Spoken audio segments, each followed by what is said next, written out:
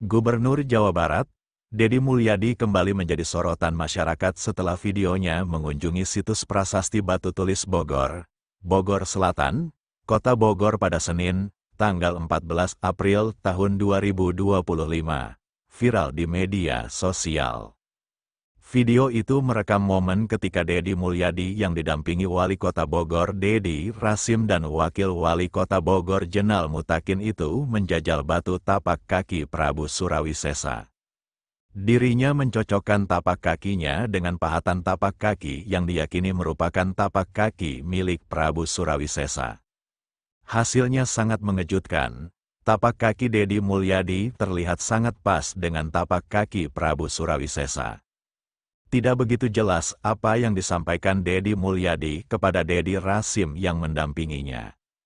Namun, momen yang terekam kamera dan diunggah lewat akun TikTok Pemkot Bogor itu ramai ditanggapi masyarakat.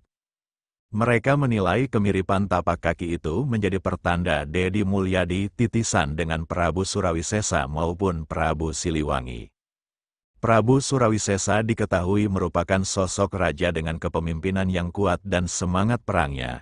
Dengan carita Parahyangan menyebutnya sebagai raja yang perkasa, berani, dan perwira. Selama memerintah, Prabu Surawisesa terlibat dalam 15 pertempuran untuk mempertahankan kerajaan. Prabu Surawisesa adalah figur penting dalam sejarah Pajajaran, karena kepemimpinan dan usahanya untuk menjaga kedaulatan dan kemajuan kerajaan.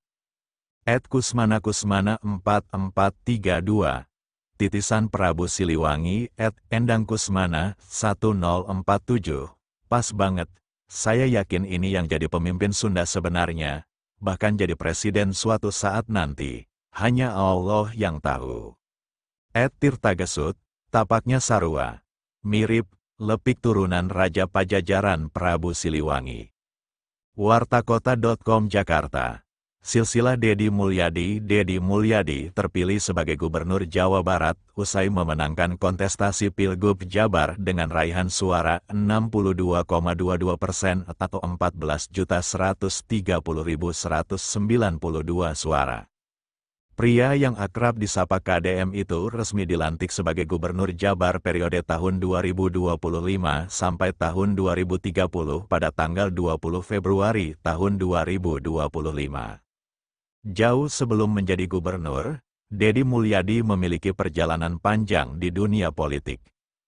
Mulai dari anggota DPRD Purwakarta, Wakil Bupati Purwakarta, Bupati Purwakarta 2 periode, hingga anggota DPR RI.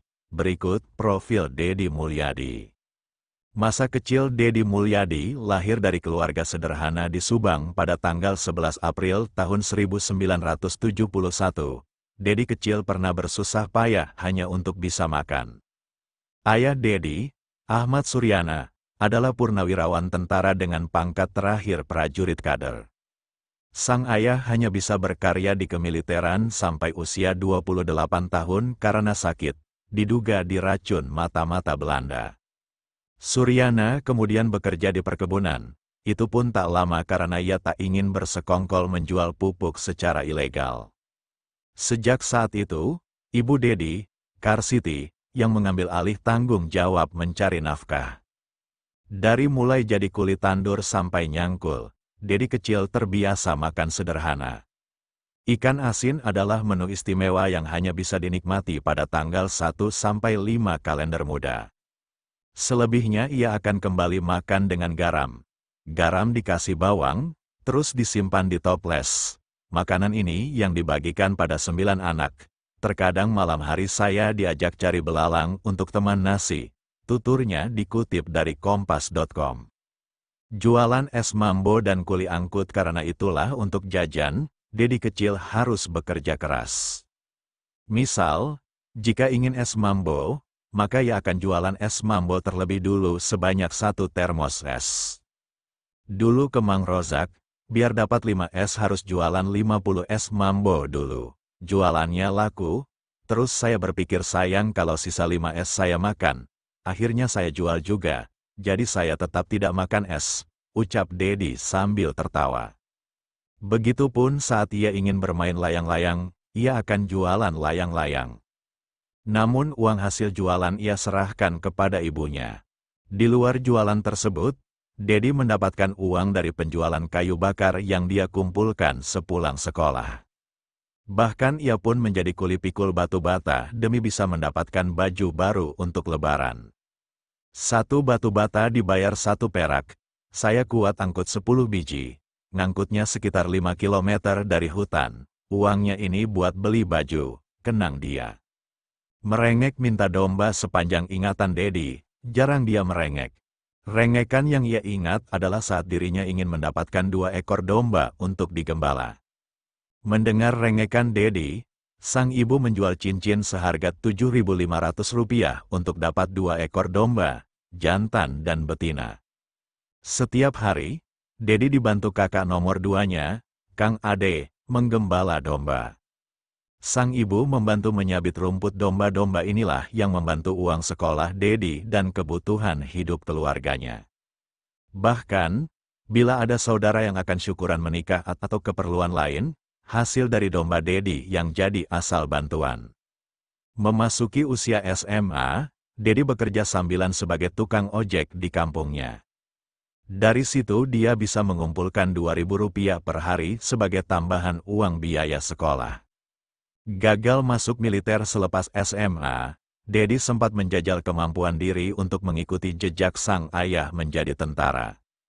Terlebih lagi dia punya sosok idola M. Yusuf. Untuk itu, dia mendaftar ke Akabri dan Secapa. Sayangnya, kedua upaya itu kandas. Berat badannya yang hanya 48 kg tak cukup, dari persyaratan minimal 55 kg. Dedi lalu menjajal masuk Fakultas Hukum Universitas Padjadjaran, Unpad, Bandung. Ia lulus, namun tidak diambilnya karena tak ada biaya. Gagal melanjutkan sekolah, Dedi memutuskan ikut sang kakak ke Purwakarta dengan membawa 5 helai pakaian. Di Purwakarta, Dedi dan kakaknya tinggal di rumah kontrakan yang kondisinya nyaris roboh. Di situ juga hanya ada 1 kasur, sehingga Dedi tidur di lantai tanpa alas. Saat susah tidur karena kondisi tersebut, Dedi memilih menegakkan salat malam.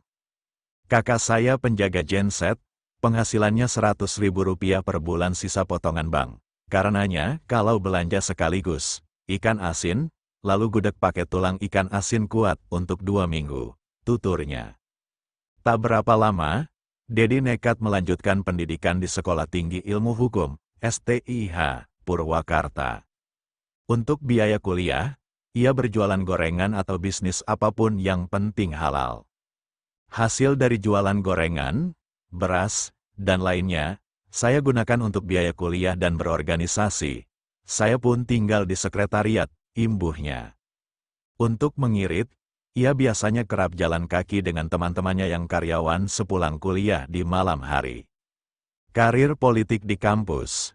Sekitar tahun 1994, Dedi Mulyadi menjadi Ketua HMI Cabang Purwakarta. Dia juga aktif di organisasi buruh seperti Serikat Pekerja Seluruh Indonesia, SPSI, pada 1997 dan Konfederasi Serikat Pekerja Seluruh Indonesia, KSPSI, pada 1998. Setahun sebelum lulus pada 1998, Dedi menikah dengan Sri Mulyawati. Dari pernikahannya ia dikaruniai anak bernama Maulana Akbar Ahmad Habibi. Kekritisisan Dedi mengantarkannya menjadi anggota Dewan Perwakilan Rakyat Daerah, DPRD, Kabupaten Purwakarta periode tahun 1999 sampai tahun 2004 melalui Partai Golkar. Masa kerja itu tak selesai, karena Dedi dipinang mendampingi Lili Hambali pada Pilkada 2003 sebagai Wakil Bupati Purwakarta tahun 2003 sampai tahun 2008. Di tahun yang sama, Dedi menikah dengan N. Ratna Mustika. Dari pernikahannya yang berakhir dengan perceraian ini, Dedi dikaruniai 2 orang anak. Pada Pilbub 2008, Dedi mencalonkan diri menjadi Bupati Purwakarta dan menang, berpasangan dengan Dudung B. Supardi. Dedi kemudian kembali menjadi Bupati Purwakarta periode tahun 2013 sampai tahun 2018. Di Golkar, Deddy Mulyadi terpilih aklamasi menjadi Ketua DPD Golkar Jawa Barat.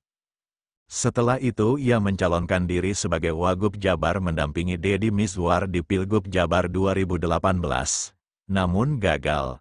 Ayah dari 3 anak ini kemudian menjadi anggota DPR RI sebelum akhirnya kembali maju di Pilgub Jabar 2024 dari Partai Gerindra dan menang alhamdulillah. Itulah keberhasilan dengan cara melelahkan dan kini menuai kesuksesan yang luar biasa. Berkah selalu Deddy Mulyadi Bapak Aing. Amin. Bantu channel ini dengan like, komen dan subscribe. Wassalamualaikum.